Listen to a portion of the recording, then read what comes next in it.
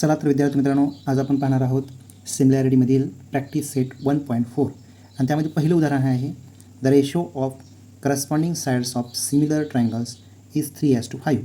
Then find the ratio of their areas. While solving this example, we have to know about the theorem of areas of similar triangles. We know that the areas of similar triangles is equal to the ratio of square of their corresponding sides. Using this formula, here ratio of corresponding sides of similar triangles is equal to 3:5, that is 3/5. म्हणजेच काय तर दोन समरूप त्रिकोणांच्या बाजूंचे गुणोत्तर 3/5 आहे किंवा 3/5 आहे. आता याचा वापर करून आपल्याला काय करायचं आहे, त्यांचं find the ratio of their areas. आपल्याला काय येईल मग, by theorem of areas of similar triangles. म्हणजेच मराठीमध्ये या ठिकाणी आपण आता काय वापरणार आहोत, समरूप त्रिकोणांच्या क्षेत्रफळांचा गुणधर्म. समरूप त्रिकोणांच्या क्षेत्रफळाच्या गुणधर्मानुसार काय नाही, गुणधर्मानुसार तर या ठिकाणी बघा, तर क्षेत्रफळांचे गुणोत्तर हे ratio of areas of triangles, समरूप त्रिकोणांच्या क्षेत्रफळांचे गुणोत्तर, त्रिकोणांच्या क्षेत्रफळांचे गुणोत्तर बरोबर तर त्यांच्या बाजूंच्या वर्गांच्या गुणोत्तर म्हणजे 3/5 यांचा कंसाचा वर्ग येणार आहे. या ठिकाणी काय होणार, 3चा वर्ग छेद 5चा वर्ग म्हणजे उत्तर येणार 3चा वर्ग 9 छेद 5चा वर्ग 25. अशा प्रकारे त्या समरूप त्रिकोणांच्या क्षेत्रफळांचे गुणोत्तर आपल्याला 9/25 असे मिळणार आहे. म्हणजेच 9/25 याचाच अर्थ समरूप त्रिकोण ratio of areas of two triangles is 9:25. उदाहरण क्रमांक 2. If triangle ABC is similar to triangle PQR and AB/PQ is equal to 2:3, then fill in the blanks.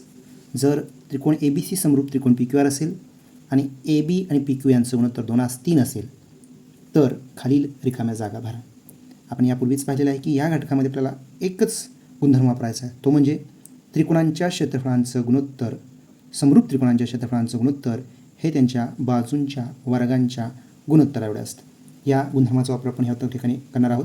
तर या ठिकाणी दिलेलं असं आहे, area of triangle ABC upon area of triangle PQR is equal to AB² upon, इथं bracket दिलेले आहे, AB² upon, आता आपल्याला माहिती आहे की दोनचे समरूप त्रिकोणांच्या क्षेत्रफळांचं गुणोत्तर हे त्यांच्या बाजूंच्या वर्गांच्या मध्ये ABला करस्पॉन्डन्स साईड आहे PQ, त्यामुळे या ठिकाणी काय येणार आहे, PQचा वर्ग येणार आहे. आपण जर या ठिकाणी किमती ठेवल्यात तर 2चा वर्ग आणि 3चा वर्ग याप्रमाणे उत्तर येईल. 2चा वर्ग 4 आणि 3चा वर्ग 9, 4×9 हे उत्तर या ठिकाणी अपेक्षित आहे. त्यानंतर त्यामधला दुसरा पुढील उदाहरण क्रमांक 3. If triangle ABC is similar to triangle PQR and area of triangle ABC is equal to 80 and area of triangle PQR is equal to 125, then fill in the blanks. जर त्रिकोण ABC समरूप त्रिकोण PQR असेल आणि त्रिकोण ABC क्षेत्रफळ 80 आहे आणि त्रिकोण PQR क्षेत्रफळ 125 आहे तर खालील रिकाम्या जागा भरा. या ठिकाणी काय दिलं, area of triangle ABC upon area of triangle dot dot is equal to 80 upon 125. Area of triangle ABC is given as 80 in example. Area of triangle ABC is equal to 80 and 125 is area of triangle PQR. Now we here write that area of triangle PQR. But we know that given is there that area of triangle ABC, triangle ABC and triangle PQ are similar. Therefore, their ratio of areas is equal to PQR is equal to the ratio of square of their sides. Therefore, AB square upon PQ square. Here we write, here ratio is given 80 upon 125 is equal to AB square upon PQ square. Now here 5 ones are 5 remains 3, 5 6 are 30, 5 2 are 10 remains 2, 5 5 are 25. Therefore here we get AB square upon PQ square is equal to 16 upon 25. Now taking square root on both sides, taking square root on both side, दोन्ही बाजूला वर्गमूळ घेऊन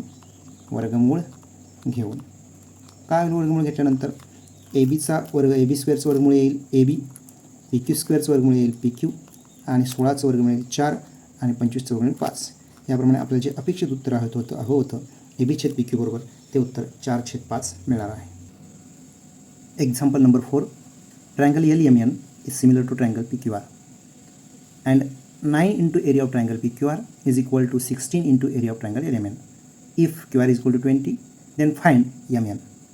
या प्रश्नामध्ये काय विचारले बघा, त्रिकोण LMN हा त्रिकोण PQRशी समरूप आहे आणि 9 गुणिले area of triangle PQR is equal to 16 गुणिले एरिया ऑफ ट्रायंगल LMN. आणि जर QR बरोबर 20 असेल तर MNची किंमत काढा असा प्रश्न या ठिकाणी विचारलेला आहे.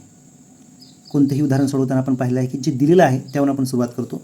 या ठिकाणी दिलेलं काय आहे पहा, तर triangle LMN is similar to triangle PQR. याचा अर्थ या ठिकाणी 2 सिमिलर ट्रायंगल दिलेले आहेत. या सिमिलर ट्रायंगलचे आपल्याला गुणधर्म माहिती आहे की 2 समरूप त्रिकोणांच्या क्षेत्रफळांचं गुणोत्तर हे त्यांच्या बाजूंच्या वर्गांच्या गुणोत्तरा एवढं असतं. त्यानुसार अनेक माहिती या ठिकाणी दिलेली आहे.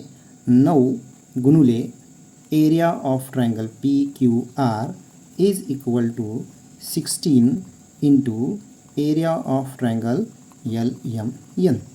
या ठिकाणी जर हे एरिया ऑफ ट्रायंगल LMN या बाजूला आपण घेणार आहोत तर या बाजूनंतर भागिले होणार एरिया ऑफ ट्रायंगल PQR आणि इकडं आपण 16 लिहिणार आहोत. हे एरिया ऑफ ट्रायंगल LMN इकडे भागिले होणार आहे कारण त्या बाजूला असलेलं गुणले या बाजूला भागिले होतं ट्रायंगल LMN आणि या बाजूला हे 9 जे गुणिले होतं ते त्या बाजूला जाऊन 16ला भागिले होणार आहे 16/9. याचा अर्थ आपल्याला या 2 समरूप त्रिकोणाच्या क्षेत्रफळांचं गुणोत्तर काय मिळालेलं आहे 16/9 मिळालेलं आहे. परंतु आपल्याला या ठिकाणी माहिती आहे की हे 2 त्रिकोण समरूप आहेत आणि समरूप त्रिकोणाच्या क्षेत्रफळांचं गुणोत्तर हे त्यांच्या बाजूंच्या वर्गांच्या गुणोत्तरा एवढं असतं. कोणत्या बाजूंच्या, तर सर्वच ज्या संगत बाजू आहेत करस्पॉन्डिंग 1-to-1 करस्पॉन्डन्स जर त्याचा आहे त्यानुसार सर्वच बाजूंच्या वर्गांच्या म्हणजे मी या ठिकाणी लिहितो PQचा वर्ग छेद LMचा वर्ग बरोबर QRचा वर्ग छेद MNचा वर्ग बरोबर PRचा वर्ग छेद LNचा वर्ग. आता यापैकी आपल्याला दिले काय त्यानुसार आपण त्यातली योग्य ती जोडी निवडूया. जर QR बरोबर 20 जर पाहिजे असेल तर आपल्याला या ठिकाणी हे गुणोत्तर इथं घेणं अपेक्षित आहे.